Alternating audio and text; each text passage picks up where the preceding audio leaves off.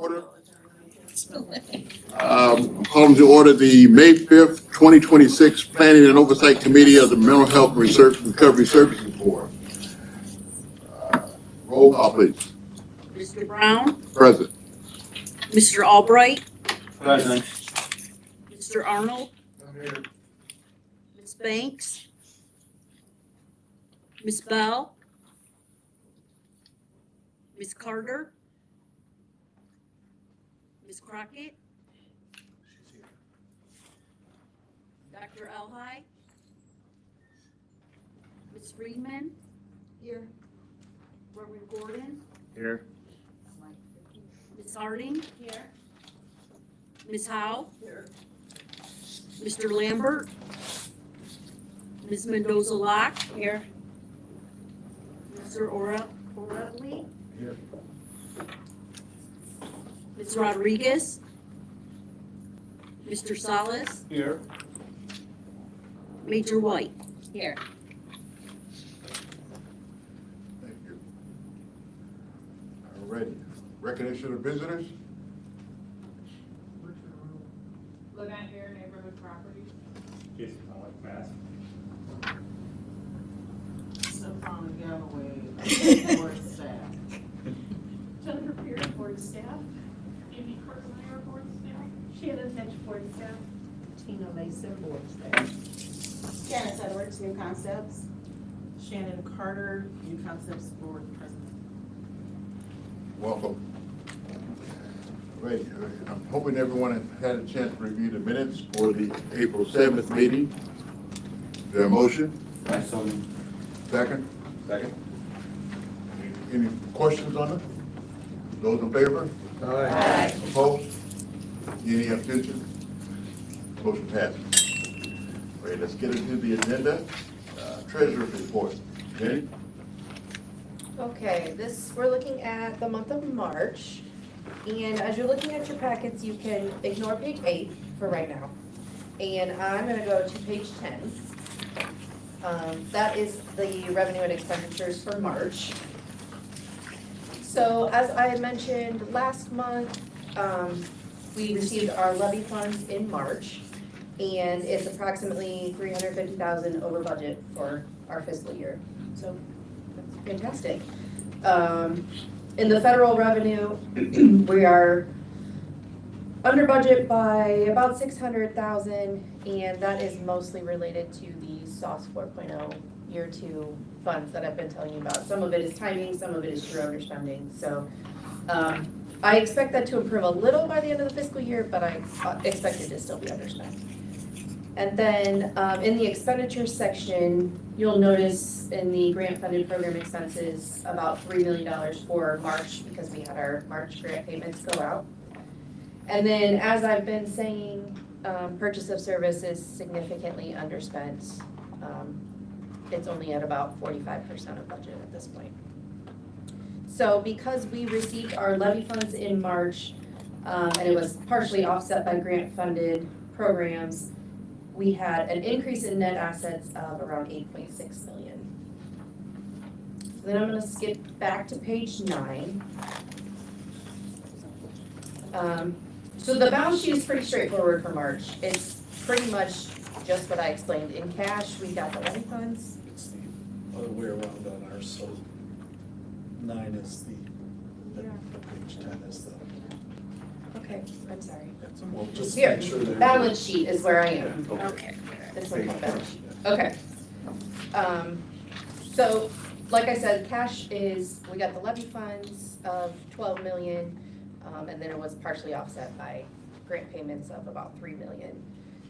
And because we got our levy funds in March, and we basically work off of that for 6 months till we get the next dump, the non-designated board fund balance at the end of March was 24.6 million. So that will continue to go down as we get through the year. Usually February is our lowest point, and like July and August are our lowest until we get the next half funds. So I don't know if my page numbers are right or not, but there are, I thought the payments were on 11 through 13. I could be wrong. Yes. Okay. And then there's a motion on page 7. Jenny? Yes. What is this free page that? I will get to that next. Oh, okay.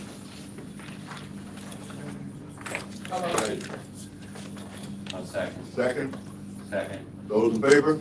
Aye. Those opposed? Any abstentions? Motion passes. Jenny? Okay, so the next thing is the financial forecast, and that is the page you have in front of you. Yes, originally when we had the packet, it was mixed in the financial statements, but we have addressed it. What you have in front of you is the financial forecast. So, there's explanations on, well, minus page 14 and 15, but I'm gonna kind of go through it, and hopefully I don't bore you or confuse you, because there's a lot of details in it. So, the financial forecast is basically just our projection of where we think we're going to be over 5 years. It's just a guess, so it's just what we think is gonna happen. Okay. So on the actual forecast, we have actual fiscal year 25 results. And then we have projected fiscal year 26, which is what we're in now, ends June 30th. And then projected out 27 through fiscal year 30. So I'm gonna go through each individual line and kind of explain what's there, what some of the changes are, and then I'm gonna go big picture and explain where we are.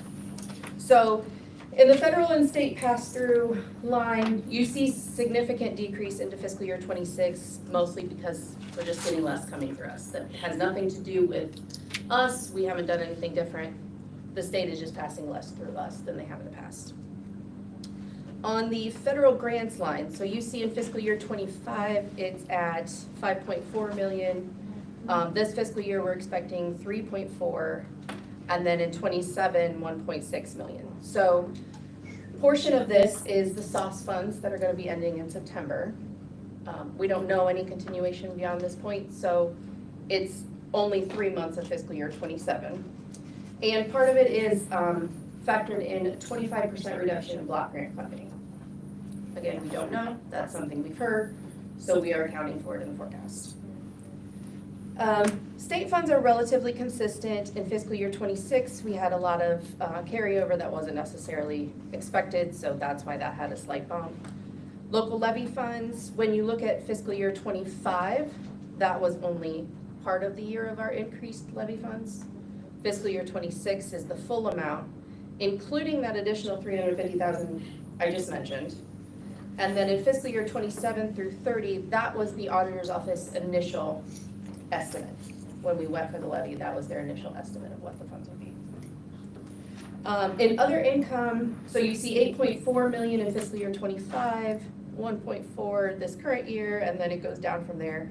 That is primarily Danny's Place construction and City of Toledo ARPA, so both of which we're expecting to end.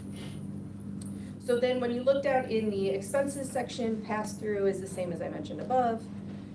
Grant-funded programs, some of that, there's a lot in the grant-funded programs. So some of it is reductions that we have made previous years regarding 120-day notices. Some of it is just delayed in some of the spending that we had anticipated, so we pushed it a little bit further down. In the POS line, you'll see pretty significant change from 26 to 27. And if you were to look at a previous. Wait, can I stop you Oh, one yes, minute? I'm sorry. Go back to the grant-funded programs. Mhm. Now, why is that such a significant drop from 25 to 26? Danny's Place construction is in that line. The So grant that's funded. probably the biggest Okay. there. But we've also made some other changes. So the past several years, we've made changes through a 120-day notice process so that we can better follow the priorities and better determine what is our value, which we've had discussion last week, the board members had discussion on that. We also had some funds built into that previously that we are delaying. So we didn't spend them, we're anticipating spending them further down in years. But the biggest actual decrease there is Danny's Place. Purchase of service line, as I mentioned, we expect to be significantly underspent this fiscal year. So, while it doesn't look significant on here, if you looked at a previous version of the forecast, you would say, oh, what happened? Because we're expecting our treatment to be significantly down this year. And then board admin is pretty consistent. So I wanted to point out, if you look at the ending fund balance at the bottom, so at the end of last year, we were at 15.7 million. In the end of this year, I anticipate to be around 19 million.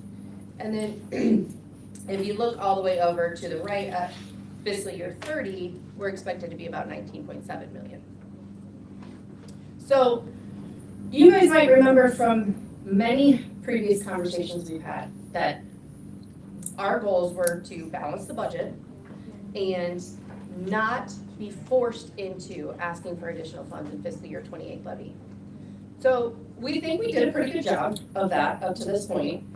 But we also know that funds that we had set aside, for example, levy priorities, some of that was delayed. That's what I mentioned earlier. So in previous forecasts, we had $2 million in for that every year. Some of that was delayed. Like, we're just starting to spend some of it this fiscal year, and then we'll be spending it in the future. So what you see in the end balance, last forecast I brought you, our ending fund balance was at 9.7 million. We're now looking at 19.7. Some of that is the delayed expenditures, some of that is the decrease in purchase of service spending. It's a combination of many things, but we think that we are setting ourselves up to weather whatever storms may come. So you'll see actually at the bottom of your forecast, we have the board designated and undesignated lines. So you're aware that we normally have board designated funds. Right now we have some for capital for Danny's Place. We also have some capital for St. Paul's project, and we have some ITP funds currently designated by you, which means you have said, we want these funds to be used for this purpose. Sure. We included in the forecast designating $2 million more to be used as sort of a contingency, sort of a, whatever priority conversations come out of our discussions, we may need additional funds for that. We may need additional funds if Medicaid expansion goes away. We may need additional funds depending on the continuum of care. So that gives us a little bit of flexibility. And I did include in the forecast basically spending it and then replenishing it. So that's why you see the designated portion at 2.8 million at the end of 30 and undesignated at 17. So that means 2.8 million, you would say this is only to be used for this purpose. The rest is what basically we would have to pay ongoing expenses. We did not bring before you to do that as an actual designation at this point because I thought it might require a bigger conversation. So we're gonna do that in June, but I just wanted you to know that it's there and built into the forecast. Question. How is the monies, how are they being held? Are they being held in some account in terms of interest-bearing? Is it rolling over? So all of our cash is held by the county treasurer's office. We just have one cash account with them. So it's just a matter of us recording it internally. But is it earning interest for us or? Not for us. For the county? Yes. We're not allowed to earn interest, are we?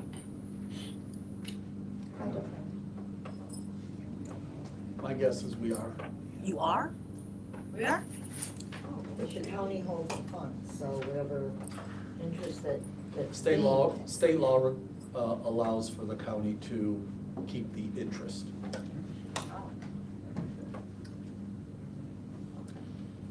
Okay, so I'm gonna just highlight a couple other things.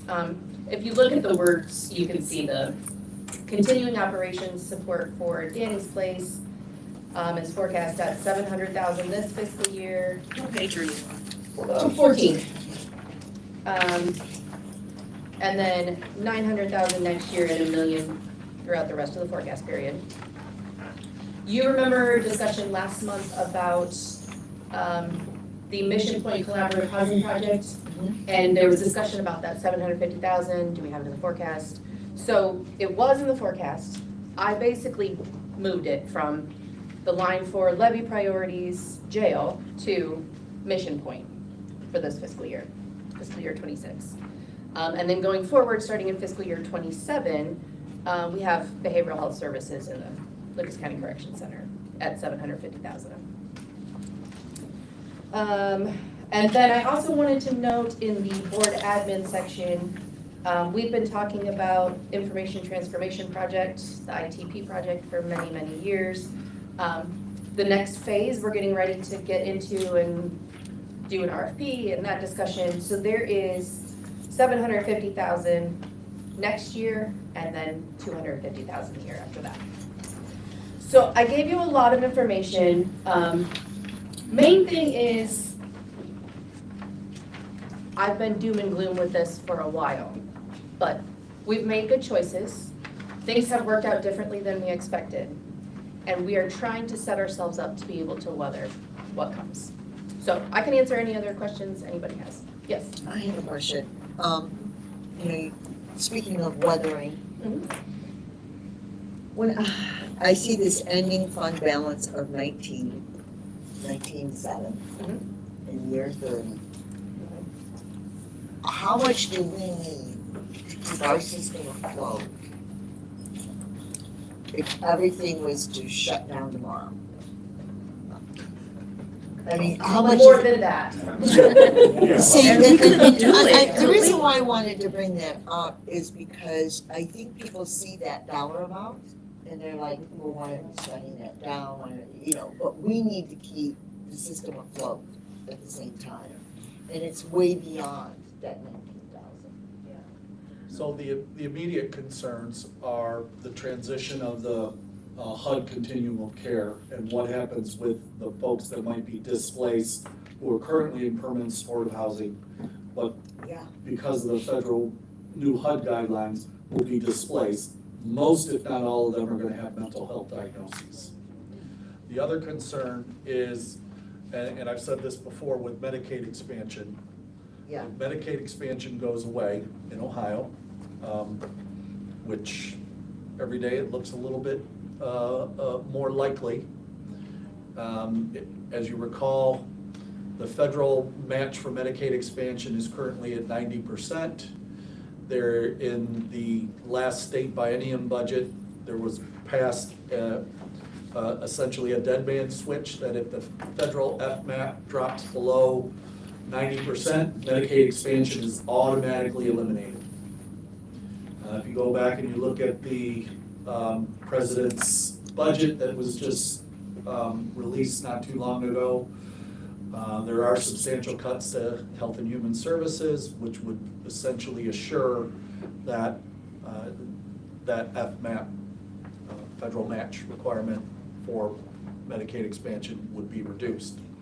Now, thankfully, that's the president's budget, and that's not necessarily going to be the budget that will get passed by the House and the Senate and eventually, signed. But as a reminder, the latest numbers we had were from 2024. 15,000 Lucas County residents in Group 8, which is the Medicaid expanded population, $40 million of behavioral health services only for that population. I think it was 14 million on the mental health side and the residual on the substance use side. So you can look at the budget forecast any way you want to look at it. You can't get 40 million out of 20 million. But it gives us a fighting chance for that first year. Because once you spend this money, you don't replenish on a $19 million annually, right? Once it's gone, it's gone. So we're sitting better than most because of the decisions that you've made and the guidance that you've given, but we also know that Any trip and fall could have some serious consequences. Thank you, because, that's a big concern.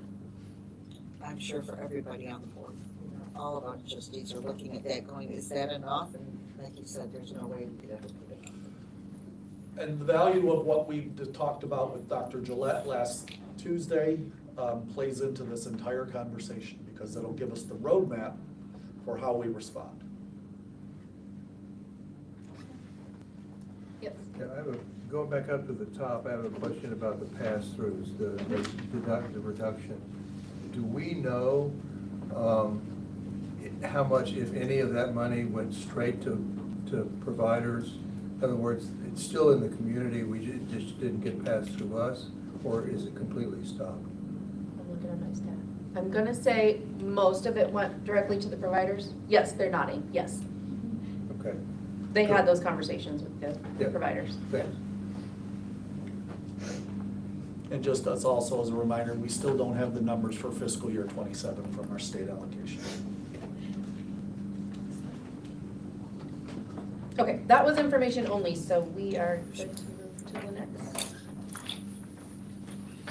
Yes, Calvin, are we good to move? Okay. The next thing is the word description starts on page 15, but the actual allocations are on page 17. So this is the big thing, the main thing. In my world, this is the main thing that you guys are gonna do all year. So this lays out all of our allocations for funding for next fiscal year. And if you approve it, this would be what we will fund the entire next fiscal year. So I wanna go through a couple highlights, starting on page 17, and it goes through 19, and then I'll open it up to some questions. But, so we had conversations last week with Dr. Gillette about how you determine what to fund and where does it come from. So we did this year what we have done in the past, which is if you were funded in current year, you can apply for up to 2% increase, assuming you're meeting spending and outcomes. And then it almost always is approved at that, pending we get a budget and that kind of thing. So built into this is the fiscal year 26 agency allocation, so that's this fiscal year. And then the next column to the right would be what they would get next year. So they submitted an application for this amount, they submitted a budget. We're still working through finalizing some of that, but we are confident that we are in agreement with them on the amounts. I did include the outcomes of the 120-day notices that we've discussed. So you'll notice some of them say, like for instance, if you look down at Harbor, it says proposed in 120-day notice process. They didn't appeal that, so that is the amount that we are submitting to you for approval. And then there are some that say approved in 120-day notice. That means you guys have already approved it in a previous motion as a resolution for the 120-day notice. On new concepts, you'll notice they have 0 on the fiscal year 27 proposed allocations. That is just, we're pending the outcome of the corrective action plan and discussions that are ongoing. We anticipate to come back to you in June with some sort of allocation. That's still to be determined. And then I also wanted to point out other agreements that are not provider agreements. For example, these SOS funds, State Opioid and Stimulant Response, Danny's Place Operations, none of them are included here because they're separate agreements, tracked separately. You guys approved them separately. So that is the first section. So if you look at page 18, about the middle of the page, it says total provider agreement programs.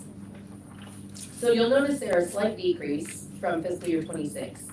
A majority of that is new concepts. So had we had funding in for new concepts, we'd be about the same. There were, I wanted to point out, there were no decreases in any of the programs unless it was through a 120-day notice process. So then if you look at the bottom of page 18, we have non-certified agency allocations. So these are just other things that we fund, external as well as some internal programmatic things. So I wanted to point out the Guardianship Services Board because we always come back to you for the contract in January and then the funding is approved now. So I have noted there, you've previously approved half of that, basically, because of the calendar year, fiscal year split. Yeah, you're right. And then the other thing I wanted to point out was, it's about halfway down. Access and engagement, formerly health equity. So these funds were previously called health equity. We had some internal discussions. We want to rename it access and engagement. And we want to include our community engagement funds in that. So we think we can shift the focus a little less DEIB, more community access with the funds then. If it's combined with community engagement, it gives a little bit more flexibility on how they can be used. And we also have a proposed reduction up there from 300,000 this fiscal year down to 100,000. And what's being reduced? That, so it's the health equity line, access and engagement. This fiscal year, the allocation for that was 300,000. Next fiscal year, we're proposing it to be 100,000. I guess I'm asking what the difference that we did this year that we're not gonna do next year. What's the decrease? Do we know? I mean, I guess that's a more detailed question. Well, the detail, I mean, we do know that. The answer to that is the makeup of those lines were the DEI&B, which was the 300,000, which we traditionally underspent. So we're just right-sizing that allocation. Okay, that's I needed to know. I just want to make sure we're getting up and I understood what we were getting up. Thank you. Yes. So traditionally, in the DEI area, we were doing health equity focus there. So are we actually reducing the funds to do health equity focus by 2/3? Yes. Okay. And those funds, and maybe you can't answer this question, those funds are being diverted to what, across the board or something? Nothing specific at this point. Okay. That's significant. Yeah, it Indeed. is. 2/3. Is that part of the plan coming up with Dr. Gillette that's gonna change this? Just kind of curious, this equity and. Well, if we want to track back the historical, the recent history, we dropped DEIB from our strategic planning in relation to access and action. That plan is forthcoming. We are consistently identifying and unwinding our DEIB specific efforts. That also includes this investment. It will include additional conversations around transferring our DEIB staff to community engagement activities, which is why the community engagement line item has been combined. It will still focus on access. It will still focus on engagement in communities, specifically underserved populations. But folks, we can't sign agreements and contracts and letters that say you won't do X, Y, and Z, and then have X, Y, and Z in our budget. Sure. Yeah, no, Right? I get that, I get that. But the question is, well, first of all, you said there was traditionally underspending. Was the underspending 2/3 of the budget, or how? Yes. Okay, well then that would sort of make me ask, were we really doing DEI and B work when we were calling it that if we're not Spending. if we're underspending it by 2/3, but that's for another day, I get it. You can get it, we can have Well, that. I mean, this, we don't have, that's kind of a philosophical, and we're getting ready to look at populations and all that, so, but that will be in the back of my head to come forward at some point. And Board Chair, you'll have ample opportunity to bring that up. I guess my thing is, I know you said that whatever we had to alter, but it's just making sure that, because when we were so targeted or intentional, and now for reasons we all know, we had to back or change language or whatever, but just making sure that those populations that we know need the help, like what's the plan to make sure that that work is still moving forward and those people are being touched and cared for. So when we, in our next executive and nominating committee meeting, we will be presenting a reorganization plan to address those issues. Okay, good. It's just presenting the administrative plan now. If you Sure. look into the next, once you get there, you'll see that we are not planning to reduce staff. So we have a manager of DEI&B now that's gonna transition into something else. Sure. Right? So we can have that discussion more appropriately in an executive session because it's personnel related. But we did set a process back in February to start unwinding this when we removed the DEI&B language out of our contract. I understand.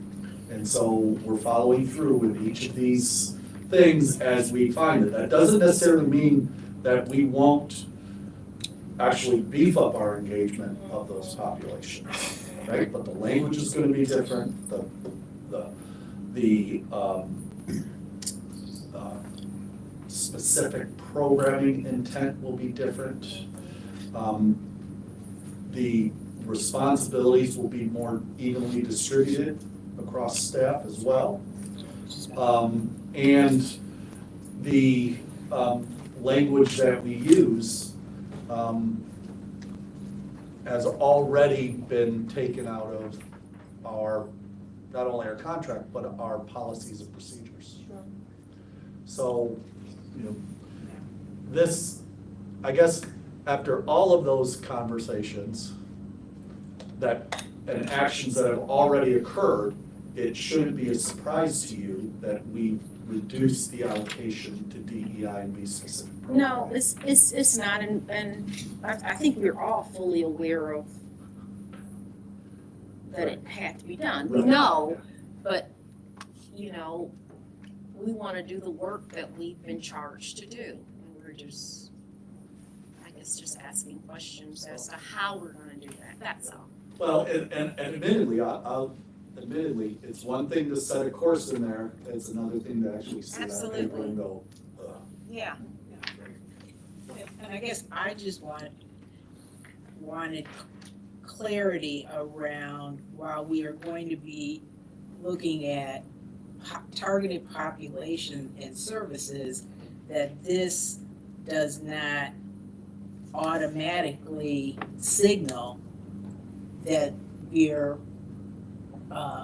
reducing the populations and the services and the focus that at one point was encompassed in here by, 2/3 or any number in particular, or cutting them out. I understand we're not aware of any services that will be lost that are currently in place. What services were underspent? Underspent. You said it was underspent. The DEI&B line itself was never allocated to a specific project or service. So it was there for, hey, we want to do X, Y, and Z. Well, X, Y, and Z never developed. Okay.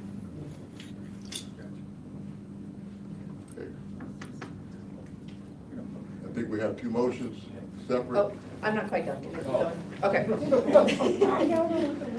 have taken it, Debbie, you should have taken it. No. Okay, I don't have that much more on this, I promise. So on the bottom of page 18, I just wanted to point out, you'll see on the right side in the comments, funds going to Credio.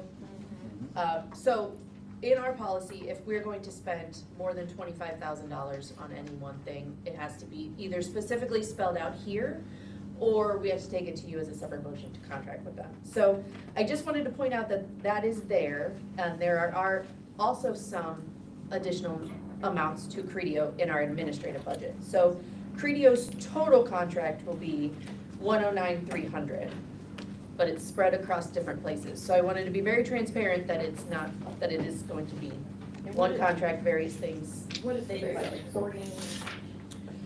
Yes, many things. The upkeep of the website, for CIT training that it's listed there, there was gonna be, I forget what Mike said they wanted to do, I think the CIT website, update the CIT website.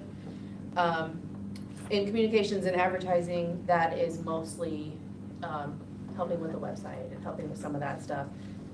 And then in the admin budget, we get into some of the live streaming and some of the other things that we do.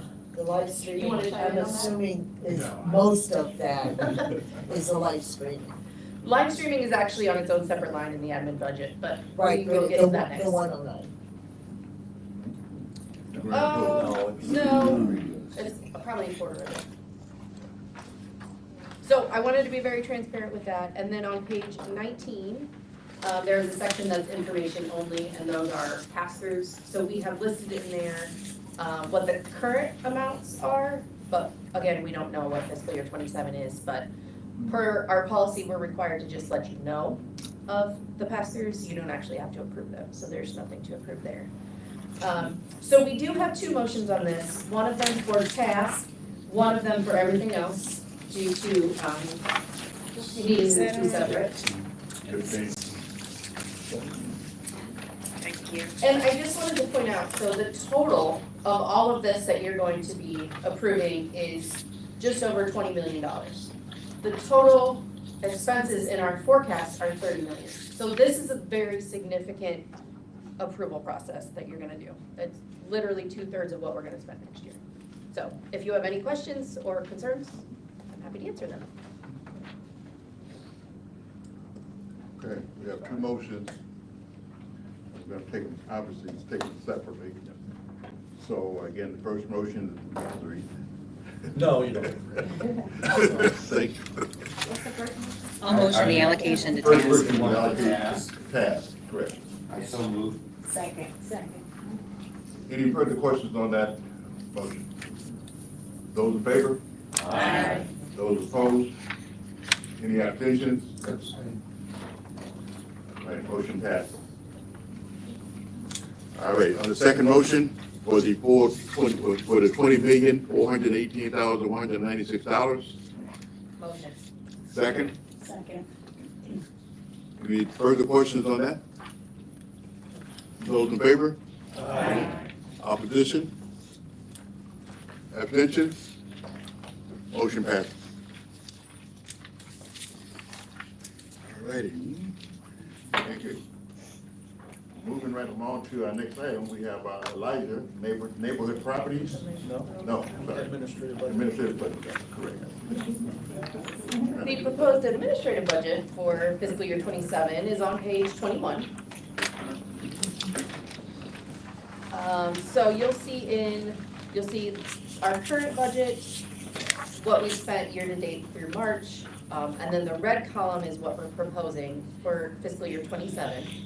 And then on the right is change. So as Scott mentioned, in the personnel section, we're keeping it at 23 FTE with 3% increases based on performance. And you'll notice an increase in the insurance line. Insurance costs are going up pretty significantly with the county. So that is based on what the employees choose, and then we factor in an increase for next calendar year. If you look down on the professional services clinical line, it's about a third of the way down. You see an increase of $33,200. That is the medical director line, which has not been filled up to this point, and we've been carrying that $50,000 for a while, but $83,200 is more appropriate for to allocate for that.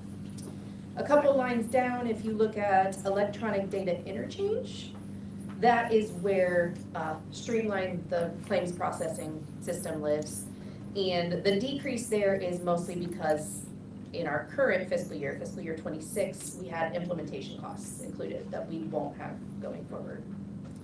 And then I'm gonna take you all the way to the last line. Professional services miscellaneous is a decrease of 80,700. That was our strategic plan consultant, so we don't expect that next fiscal year. So overall, there's a decrease of about 1% in the budget, and I am happy to answer any questions.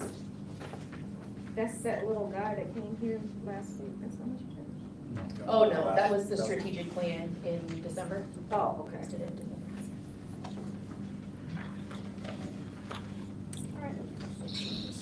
All righty. Motion, So moved. second? Second. Any further questions?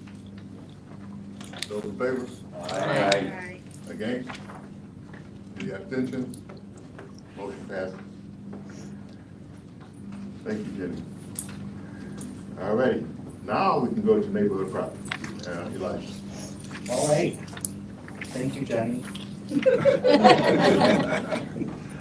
you go to the top of page 22, so neighborhood properties has an opportunity to apply for some Department of Behavioral Health Services capital funding. This capital funding in the proposal is to renovate and modernize 51 one-person permanent supportive housing units. So NPI already has these units, and they're proposing to use the money of $1 million to renovate and modernize those units. There's no match from us. What they need is a letter of support saying, we support this project and we'll provide an oversight, just like all the capital projects we've done in the past where the state provides funding and we say, you know, we'll monitor this, you know, we'll stay aware of what's going on. And so, again, this opportunity to provide up to $1 million from DBH to NPI so they can renovate these units. And you'll see a motion to that effect in the middle of page 22. I can take any questions. Second. All right, properly moved. Second, any questions? Those in favor? Aye. Opposed? Any abstentions? Motion passes. Thank you. Item 10 would be planning and oversight charter approval. Well, hello, everybody, that's me. As you are aware, every 2 years, we require review and approval of the committee charters. If you were at the Executive and Nominating Committee meeting last month, you would have reviewed the Executive and Nominating Committee charter, and that was approved. In our April board meeting, it's now time to review the Planning and Oversight Committee charter for this body and make recommendation for full approval to the trustees. We are not, as consistent with the Executive Nominating Committee, we are not recommending any changes. Kind of like if it's, you know, if it ain't broke, don't fix it. However, what I will need to fix is that somehow we did not put the motion in the packet. So we will fix that. And the motion is the Mental Health Recovery Services Board of Lucas County approves the Planning and Oversight Committee charter as presented in the packet effective June 1st, 2026. Second? Any second? All right, properly moved and second. Any further questions? Those in favor? Aye. Opposed? Any abstentions? Motion passes. All right, I get the next one too. Okay, so when we go to make our allocations, we also traditionally review and approve our provider agreement. And as you recall, we started the review process of the provider agreement in February. We did that in advance of the 120-day notice process. At that time, I presented substantial changes to the contract and highlighted each of those changes via the, I think we put it up on board, we went through each of those things. Additionally, after that, we had several trustees review and make recommendations for additional changes. We integrated those changes into the document. That became the premise of the 120-day notices that we gave every single provider, saying, hey, these are the changes that we're proposing. As you are well aware, within our contract, we have the providers have the ability to provide us a notice saying, hey, I want to appeal, and oftentimes that occurs. However, in this situation, we had no appeal of any proposed contract language. So there was nothing related to the changes in the contract that, that we needed to address. However, since the time you last reviewed the contract, we did have to make one change. And it's not significant enough to warrant any other changes, but we misinterpreted the new law as it relates to the 60-day transition period. Previously, we thought the 60-day transition period only applied to the notice of non-renewal. So if we chose we weren't going to non-renew, we'd have to give you 60-day transition period. It did not apply in our thoughts at the time to if we terminated the contract early. We thought that those 60-day notice and transition period could run concurrently. Legal advice from our state association and feedback from the provider council indicated that that was not the interpretation that was agreed upon when the law was being written and when we were negotiating all these changes out. We have received guidance that the 60-day period is in addition and applied at the end of any appeals process for any recommendation for non-renewal. Okay. So that resulted in a modest change to section 7.5, which you have in front of you, and we just simply added it also applies to 7.2 or whatever it says there. The other thing that we discussed back then was having prosecutorial review. That is pending in front of the prosecutor's office right now. I've not received their feedback. Here's the plan. The plan is to present this today. And if I get any significant prosecutorial feedback that requires changes, we can pull it off the consent agenda for the May 19th meeting, and I can cover all that for you here today. But I wanted to get this on the agenda and moving forward because there's a lot of work that has to be done in the background to prep these contracts. So that's where we're at. I'm happy to answer any questions. I can cover some of the changes that we previously discussed if you so desired.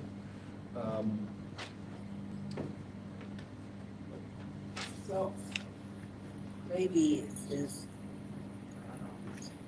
for some reason, the whole discussion about how we were interpreting the law and how we are now going to interpret it. Does that mean we're back to 120 days? Not necessarily, although on a non-renewal, it could feel like that because you gotta give 60 days notice that your intent to not renew. In advance. Right, Okay. Now, but let's remember, the 120 days, while it was somewhat of an issue, the language behind it was the real issue. So the timing isn't of concern. Now, on a notice of early termination, it probably won't exceed, it probably won't come close to 120 days. So however the appeals process works itself out, and this contract language says you'll tell us within 15 days if you plan on appealing it or not, and then it comes to the next trustee meeting. That's a matter of timing. So if we don't have a special trustee meeting, then it comes to the next scheduled one. And then whenever we settle it from there, 60 days from that point of termination. Now, let's also remember that the language around good faith negotiations and all of that stuff that was a lot of legal subjectivity is no longer there. There is no more appeal process other than it can come directly to you and your decision is final. There isn't any going to the state, there isn't any other conversations. Once you make your decision, that's the end of it. So if there's 60 days advance notice, then the process begins, and then For non-renewals. for non-renewals There's and or early. Yes, but there's no appealing non-renewals. Right, okay. So that's in straight 60. So your contract ends June 30th. If you are providing client care, then you're eligible for an additional 60 days at the same contract terms. Okay. And the decision about whether or not to pursue that 60 days is ours or the providers or both for that 60 days? You said eligible, So it's or is it mandatory? It's mandatory, but the subjectivity is what's client care. Okay, all right. For instance, let's pick on prevention. Prevention may be seeing clients in school, but if we give them a 60-day notice of early termination and it happens when school year runs out, you could probably argue that you don't need the transition because the school year's end over, You're right? not providing, you're not gonna be Right. providing. Right. Okay. Now, that doesn't mean there's some unwinding of staff and some other things that we might need to consider. But, again, this is new law, and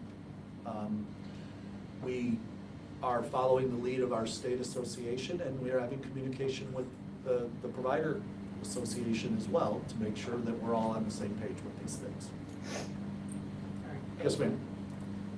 The agency that's gonna get a 60-day notice that we're not renewing, there's no appeal. Do they certainly know ahead of time that this is gonna happen, it's not gonna be just, whoa. Well, what I would say is the board staff don't make that decision.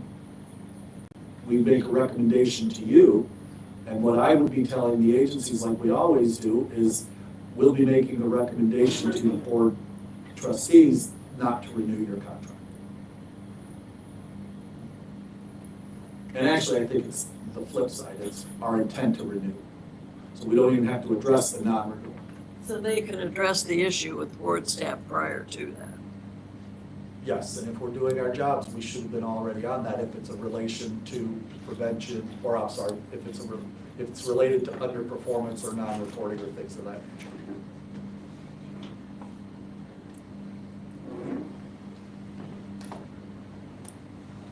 All right. Can I just confirm what I understand? Yes, ma'am. So we give a 60-day notice of non-renewal. Let me rephrase, it's a 60-day notice of intent to renew, not non-renewal. So I know I was saying non-renewal, but we tell you if we're gonna renew your contract. We don't have to tell people that we're not renewing anything. Got it. Okay, now I'm getting clearer Because on the this. contract term ends, and So if you I don't don't hear get- we're gonna renew it, it's not being renewed in you're in the new world. In the new world, okay. So if my contract ends June 30th and I haven't heard that I'm gonna get renewed, I have 60 days from June 30th to move my clients to where they need to be, help my people find new jobs if necessary. So I have 60 days from now. If I wanna appeal that, I can't. There's no appeal process. There's no appeal process. Okay, that's what I needed to get in there, is that there is no appeal process, is before there used to be. That's correct. Okay, That was the 120-day notice language. but, okay, so now that's gone away, so it's, wow, this is very clean. My guess is it is clean now, but it won't stay clean. Never does. Which is why we want to keep communicating with our providers and monitoring our contracts the way we should be. And there shouldn't be any surprises to the I guess the intent of Linda's question. Right, so, yeah, if I'm not getting my contract renewed, I'm gonna already know that it's not renewed. You should have a really strong, Right. you should at least know our board staff recommendation before it goes public. So is the amended provider agreement with the changed language represented in the Google Drive that was sent to us, that we already reviewed? Yes. Correct. I move the motion. Second? Second. All right, any further questions? Those in favor? Aye. Any opposition? Abstentions? Motion passes. All right, thank you, guys.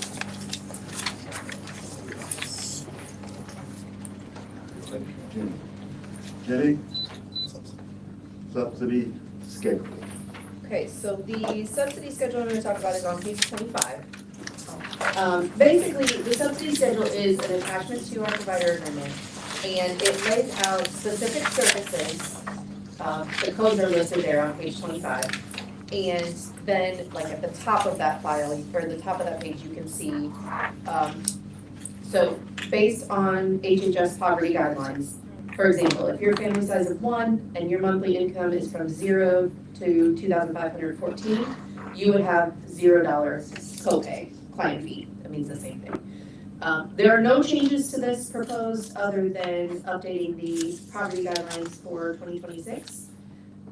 And I just wanted to point out that we used to call this copay amount, but Streamline called it client fee, but it's the same thing. So there is a motion on page 24. So moved. Second. Moved and seconded, any questions? Those in favor? Those against? Abstentions? Motion passes. All right, moving on to item 13, new concept payment withholding. Jenny again. So this is on the last page of your packet, page 26. So you remember we had a discussion 2 weeks ago at the board meeting regarding new concepts and some concerns that we had.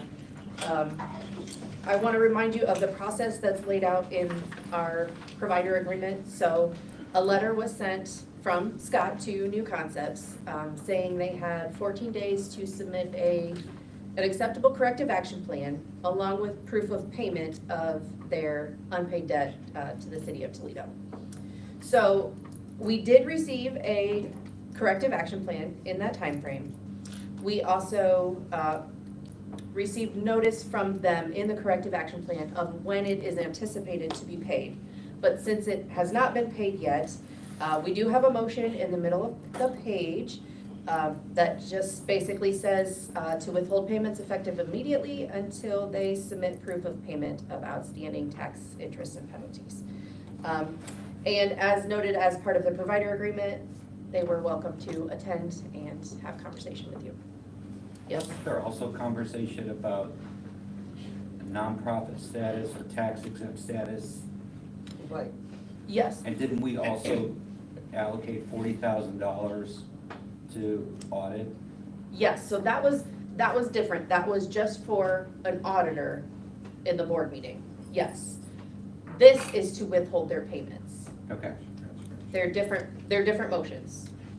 But yes, I mean, there were Same numerous client, concerns, but the different. actual letter that Scott sent Okay. referred to the city of Toledo taxes.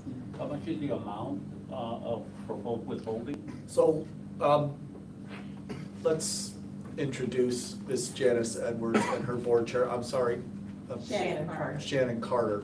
And I think those questions, and a conversation with these folks is probably warranted. So, when we send the letter, we also make the offer to come and speak directly to the board, which Janice, Ms. Edwards immediately accepted and said, yes, I'd like to attend. And so, you know, she's here to talk about any questions you might have, but also let us know what's going on in the corrective action plan, things like that. So, Thank you, Scott. I am Janice Edwards, and this is our board president, Shannon Carter, as introduced. And we are here to talk about our cash flow issue that occurred this time last year. We recognize that there were a lot of issues going on, and we had to really step up to the plate to make sure that we continue to function as an organization that can serve its clients. And I believe that we did a good job so far. There are some issues and some concerns that we are out of compliance with our contract to the Mental Health Recovery Services Board, and we do appreciate the opportunity to be here today to talk about those concerns. We do want to allay them. At the end of the day, we have made some corrections. We are making certain that we begin to alleviate this debt as quickly as possible. We have already had our 501c3 reinstated. It was reinstated on April 10th. We are working with SAM.gov because, of course, as you can imagine, there is a trickle-down effect that happens when you lose your 501c3 status. So we are recovering from that. Our tax liability will be paid on Friday to the city of Toledo, and that's an amount of $51,000. I've had that conversation. We received a letter in writing about the amount, the final amount, and we will have that paid on Friday. I believe that my board president wants to say a couple of words before we begin to answer your questions and concerns. I think actually, Janice, you covered most of it. I just wanted to say thank you for the opportunity to be here, and we do appreciate the partnership that we've had.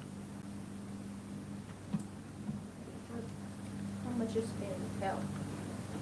Well, it's on a purchase of service agreement, so we have not withheld any funds. The current contract says we give them 14 days notice, and then you guys make the decision. So the earliest funds can start to be withheld is May 19th after you vote for your board. So we're still paying them as they earn their purchase of service contract.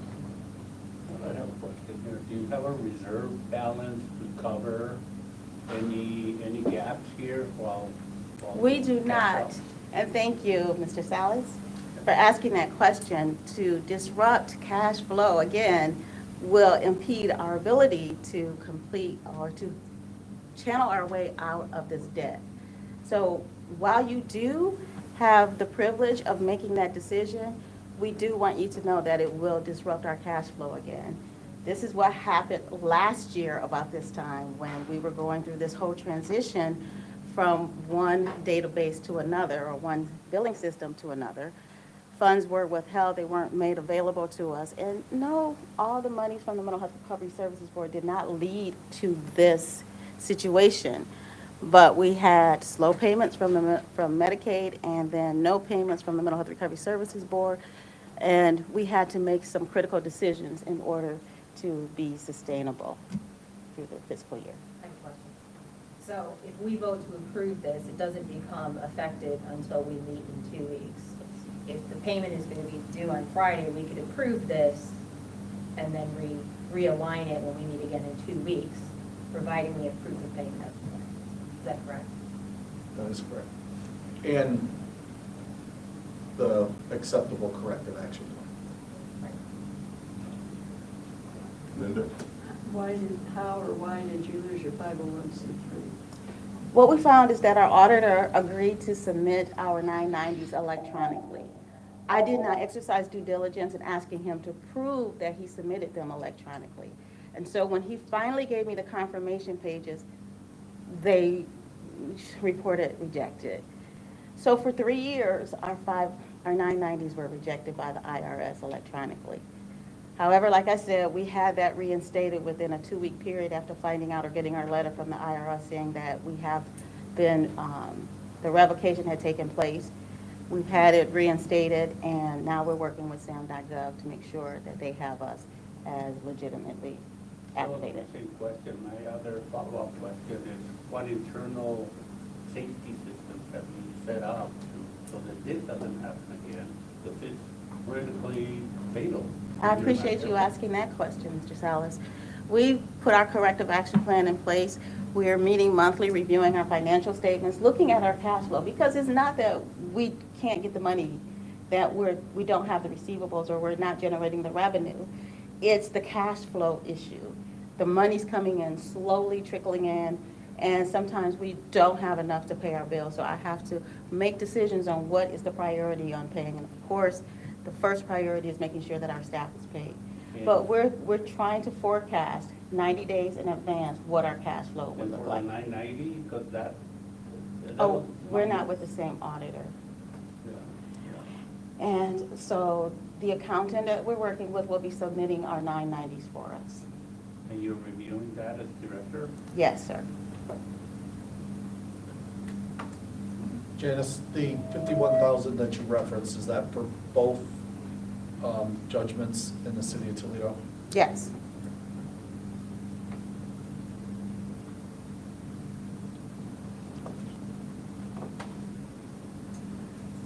So you said that part of this was a cash flow problem due to payments being slow.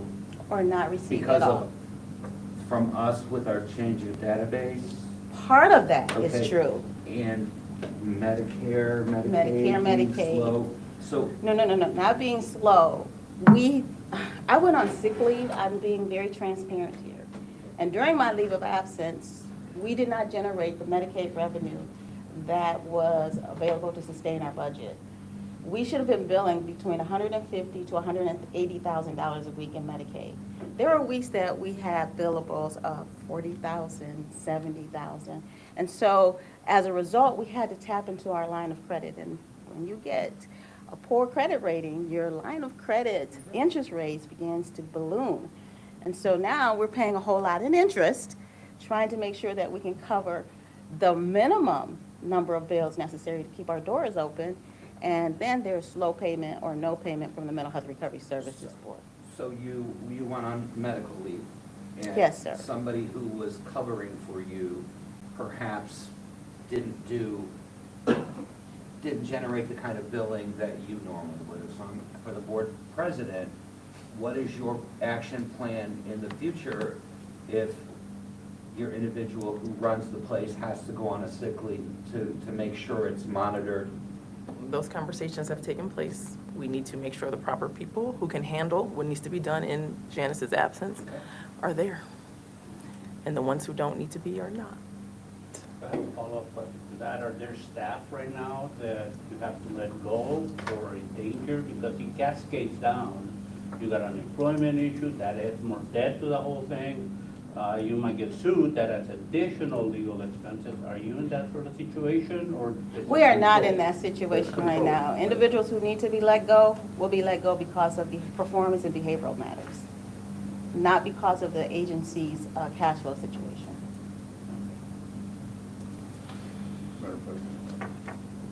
I guess my question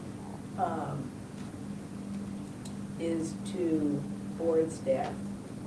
We voted as a board to do an independent audit. How much time will that process take? And has it started? I have reached out to get some quotes. We are at the mercy of the auditors, so depending on who you go with, when they can fit you in, I would say a few months before it gets started. Okay.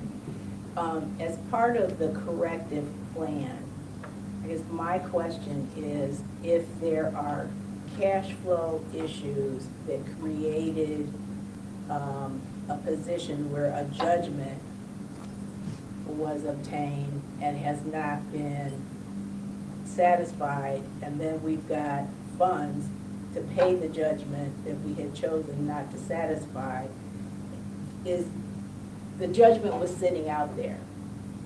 Now that they've gotten a note, there's been a notice issued by us, the judgment is gonna be paid in full within a matter of days.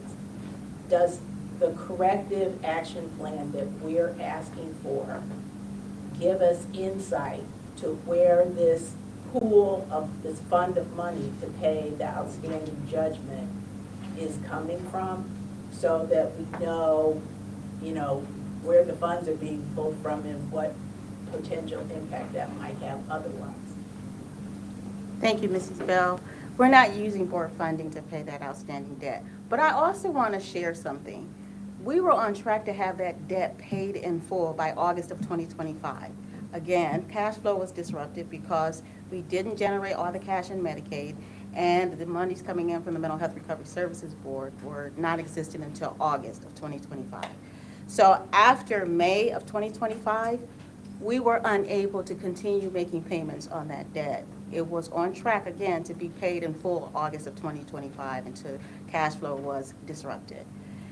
We were using Medicaid dollars to pay that outstanding debt, and like I said, it'll be paid on Friday. We have monies coming in that are expected to be deposited into our account tomorrow and Thursday.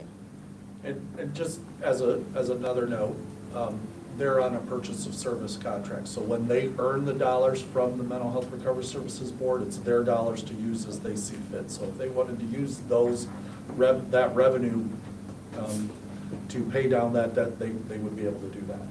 They wouldn't be able to take grant funds and be able to do that because our contract would not allow that to occur.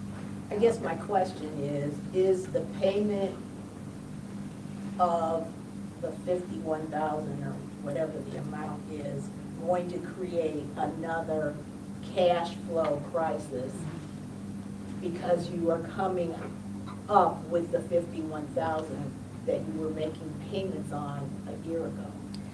And those payments stop. That ultimately is my question. We considered that, but we're looking at how much we're actually billing in Medicaid dollars, and that should be able to sustain us without a disruption to our cash flow. So that is our hope, that we will continue billing at the maximum rate for Medicaid, because we do have the staff and we have the Medicaid population available that is in need of our care, medically necessary services, in order for us to meet our budgeted amounts or our projected amounts.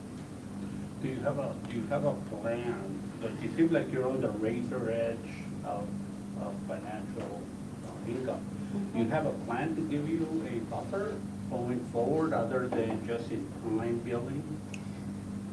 And if you have a plan, have you shared it with the staff so that? I've given the team the corrective action plan, and what we're looking to do is stay on track with our Medicaid dollars, keep our contract with the Mental Health Recovery Services Board. That should bring in an additional $100,000 a month, or maybe a little bit more, that we will use to pay down our debt. Right now, we cannot build a reserve until we get this debt paid down. Do you have any additional debt besides this judgment that's weighing you down?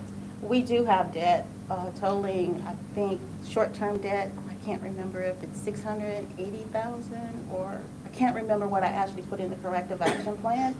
And then we combed through, over the weekend, we combed through all of our financials to make sure that we are reporting accurately what is owed, with the exclusion of what's owed to the CEO or the executive director. We combed through everything, and I think our short-term debt is equivalent to $680,000, maybe $700,000. And the plan includes how we can actually pay that down before December 31st of 2026.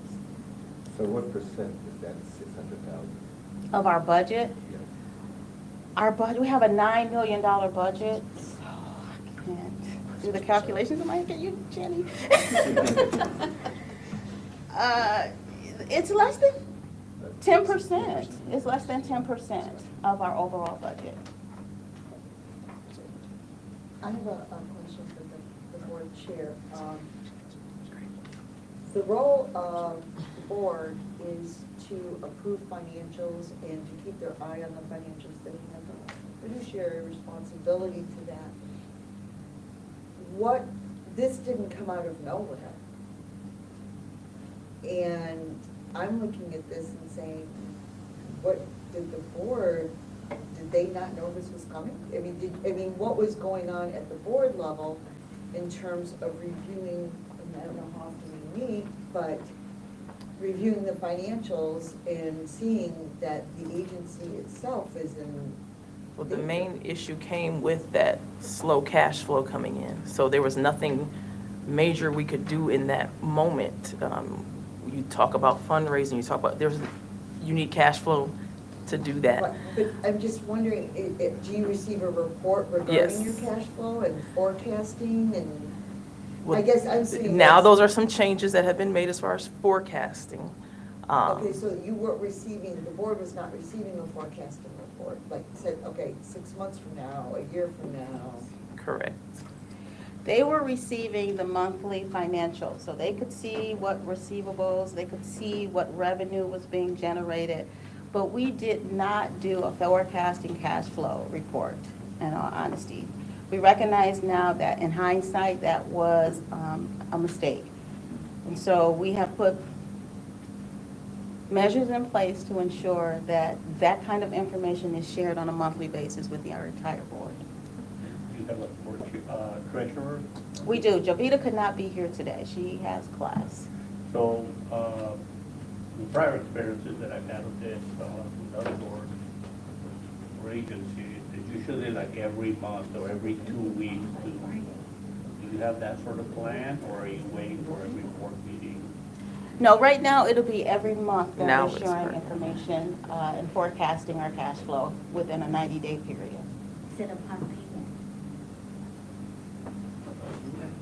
Scott, will the board staff be providing us with a report on the adequacy of the action plan, corrective action plan? Yes, we do have some negotiations to work out related to the action planning.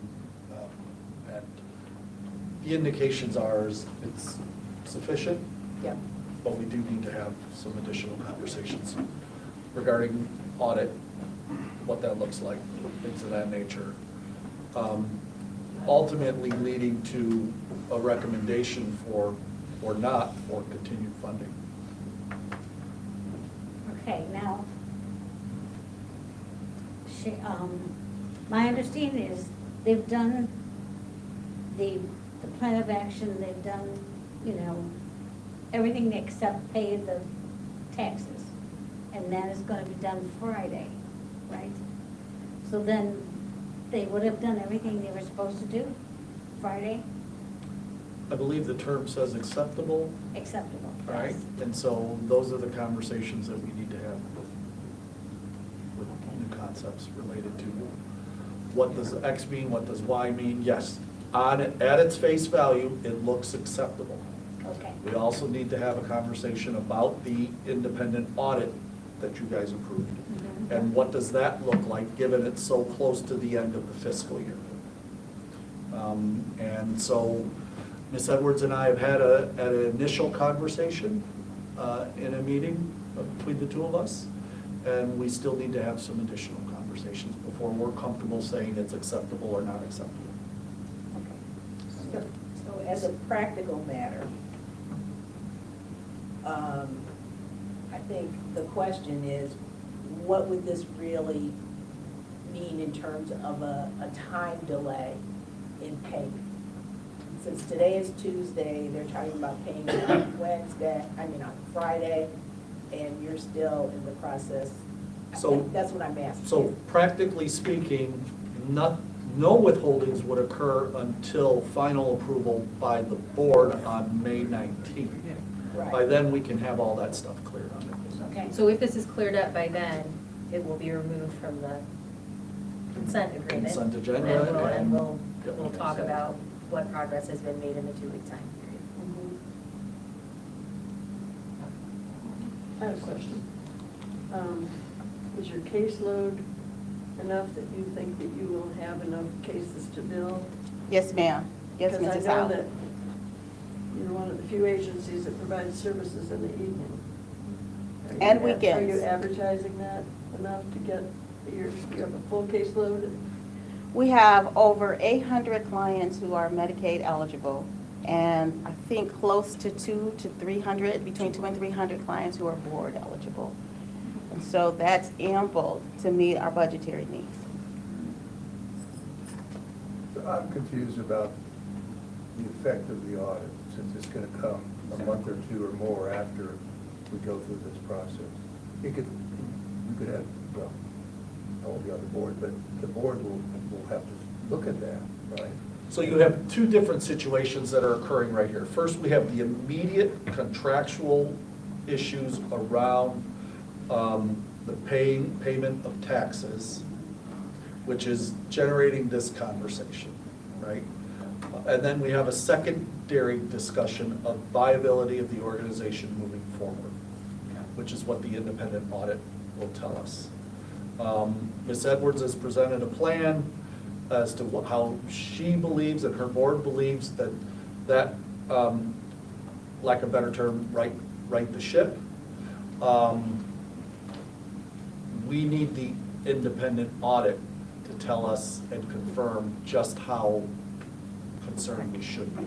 Because within our contract, we have language that says if we don't believe you're viable moving forward, that there's a reason that we would not contract with you moving forward. So we have an audit from them. We have concerns related to the accuracy of that audit. And we believe that an independent audit, as I stated in the last time, is necessary for us to get a clear understanding of what the actual financial position of the agency is. What I hear you saying is that we would not have certainty until we have the audit. And Scott, even if the audit, our independent audit comes back with certainty, honestly, what action steps in the 2-3 years going forward, because you don't want to be back here in 1, 2, 3 years on the same issue, facing the same issue. Totally agree with that. They don't want to be here in the first place. We don't want to be here either. So I do want to say that I believe we're so close to the end of the fiscal year. Any auditor that comes in is going to go back and look at what happened in the previous fiscal year. And so all of that will be confirmed going in our next audit, which we will not be using the same auditor. I suggested that we use an auditor that is recommended by the board here. And we're certain, yeah, you will probably see a going concern on our audit. But with the corrective action plan, we are also confident that we can meet our financial obligations, and we will not be here next year. We will actually have a cash flow that is positive. Our fund balance and will be out of the negative and back into the positive, and we will have a very low debt ratio going forward. That is the goal of the organization. Now, can I say for certainty that New Concepts is never going to close its doors? I was reminded of something that happened maybe 25, 30 years ago, where someone from another organization stood up and said, we will be fine, and in less than a month, they were closing their doors.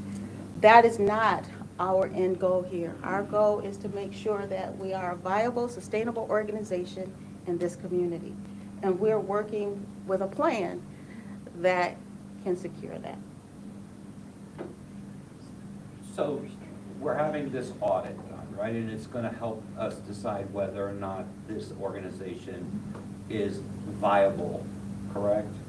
Because again, my concern is that we're spending $40,000 of board's money. I don't want to do that again in 2 years with the same organization. So this audit should give us a good understanding, regardless of their optimism, of where this organization is in terms of long-term sustainability and viability, correct? I'm going to tweak your first statement just a touch. the audit should give us a clearer understanding of their financial position moving forward. Okay. That will give us additional information to make a recommendation to you for a contract award moving forward. So the idea of, and I know I used that word before, viable or not, is really not for us to decide. What our decision is are they in a financial position that will allow them to continue to provide services to the 200 clients that we fund there moving forward in a stable environment. Our commitment is to the people that are being served, correct? And so that's what we're trying to get to. Thank you. But Ms. Edwards does bring up a good point. We're at the end of the fiscal year. We believe an independent audit should be done to remove any doubt or, question about the viability of the numbers. Accuracy of the numbers. And we also believe that we should be funding that so that they report directly to us. That's some of the conversation that we need to work out still. Some of the concern that still remains with me is, being all of us are stewards of tax dollars. And when an agency finds itself in this position, I just have to ask the question, in your corrective action plan, have you really reviewed how you got here? And like 3 years went by without a 990 being filed.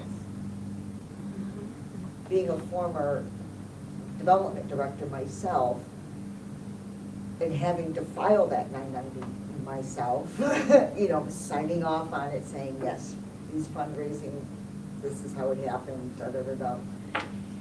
And knowing the level of participation I had in that 990 was filed by my executive director, not the auditor. I can appreciate your concern. So I'm sitting here thinking, if that happened 3 years in a row and nobody noticed, who's watching the details of the business of the nonprofit, right? And, and how did you not know that was being filed? And knowing that, and then taking a look at the taxes. Who didn't know you were not paying them? Like, how did that happen? I'm just sitting But here. it's not that. It's not that we went without paying them. It was submitted late.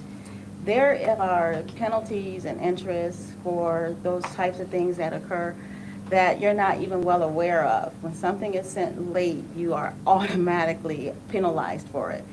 So when you look at the overall cost of our taxes for the organization, $51,000, or it started out as, I think, 75 or 90, that's pretty much penalties and interest for late submissions over a 3-year period or 4-year period. I heard you. But taxes are charged. But I think I heard you say that you trusted. the Payroll person taxes for that- stats. And so Okay, you have to that trust helps. your staff, but the issue with the verification rate at that point, I believe that, again, I take full accountability for not asking the auditor for a copy of the transmission report at the time it was being transmitted. I did sign the 990s. They were forwarded to the Mental Health Recovery Services Board. He said he had to get a signature because they wouldn't be accepted unless I signed the 990s. So I would sign the He 9. sent them in, not you. He said he was sending them in electronically. If you look at the website, the last time they received a 990 was 2022, and that's the last time I mailed in the 990. He said we needed to go to an electronic submission process.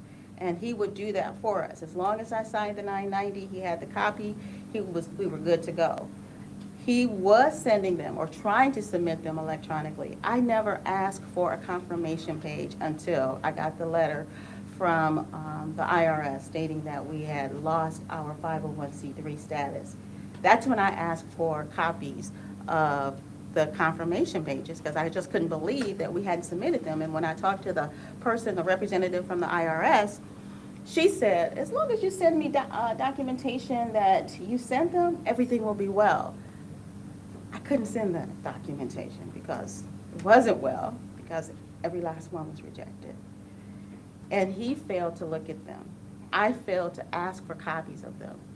And so 3 years went by, believing that our 990s were submitted electronically, until we did have a revocation. Did he believe they had been submitted electronically? He acted surprised. I believed they were being submitted electronically. When I showed him the confirmation pages where it said rejected, his response was one of surprise. And every year, there's an associated penalty. Was that assessed against you? No. I haven't received anything yet, and we don't know what the fallout will be, if there is any, from the late submissions of the 990s. I still got to see. But you built in internal systems now, so this doesn't, because it's fatal. Yes, we are not dealing with the same auditor going forward. Other than the same auditor. Yes. Internal systems. Yes. Where you're checking, I mean, there's certain indicators as an executive director, you're responsible. Absolutely. That's why the 51,000 with the city of Toledo was a judgment against me. And so when we were in our audit with Jenny, I said, well, I'll just pay it. I'll just get it paid. I don't want the agency to be penalized for my failure to do what I am supposed to do. I have to give a lot of credit, I mean, There is a motion. Without getting too far into the weeds of their business. Is there a motion to approve? I move. I second. Second. Any further questions? Those in favor? Aye. Those opposed? Any abstentions? Motion passes. Thank you. Thank you, guys. Thank you. Thank you. All righty, open session.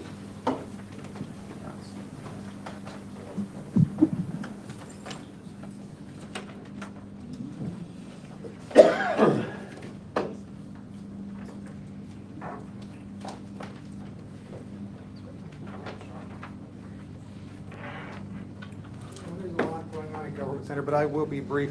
Uneventful County Commissioners meeting this morning. They signed a memorandum of understanding with ZEP Center to promote and sustain healthy marriage and foster economic, it's the fatherhood initiative, and they're very, very happy with what ZEP Center is doing. I don't see a dollar amount here, but they signed a memorandum of understanding. Last week's meeting wasn't that smooth. The Sheriff's Department came to them with what's listed here as an agreement with Armor Health for comprehensive health care services at the Lucas County Correction Center. Pete Gerken made it abundantly clear to them, we're not assigning anything today. We're not agreeing to anything. So they gave them permission to negotiate and bring back a proposal on May the 12th. They are one of 4 vendors. They're from Miami, Florida. There's WellPath from Nashville, Tennessee. There's Prime Care from Harrisburg, Pennsylvania, and another one called Advanced Correctional. It just says bid is non-responsive, whatever that means. But we're talking millions of dollars, and as you probably know, their contract with Vital Care, they had really nothing but problems with that organization. And the care that people receive while they're in jail goes a long way to determine what are they going to do when they get out. So that's ongoing. I'm going to a meeting on Thursday I'm not looking forward to. This is at City Council. It's not in the council chambers. It's upstairs on the 21st floor. They will consider naming Wilmot Street for Kimani, the 13-year-old that was found dead last year. I don't know who's pushing this, but what I do know is the man accused of this terrible crime, his lawyers are going to claim mental illness, and a very, very complicated trial is probably going to happen. And is this, I don't know. They'll hear this on Thursday. They'll make a recommendation to the full city council. If the full city council approves it, I would say this will probably be approved in the next couple of months, and I'm sure there will be media attention. So I'll find out more about that on Thursday. What else have I got here? It is becoming more and more difficult to get information from on anything over at City Council and the County Commissioners. This is a city journal. Used to be that if you had a proposed group home or proposed residential set, it would be listed here. Now they just tell you that somebody's asking for a special use permit.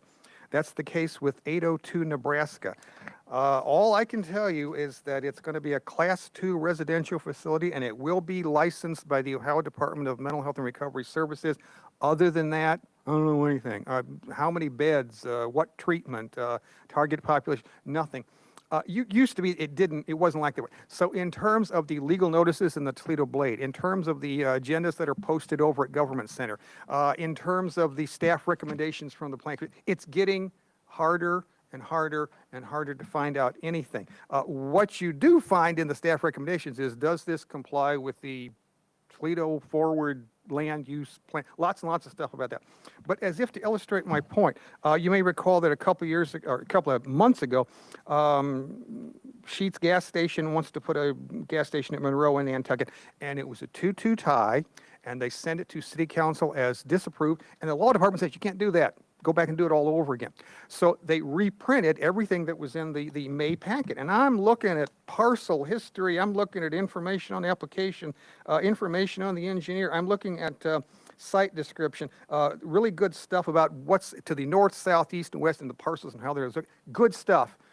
But you don't get that anymore. You just get somebody is going to, a name of a person, not an organization, a name of a person is applying for some facility, and it's really getting hard to find anything.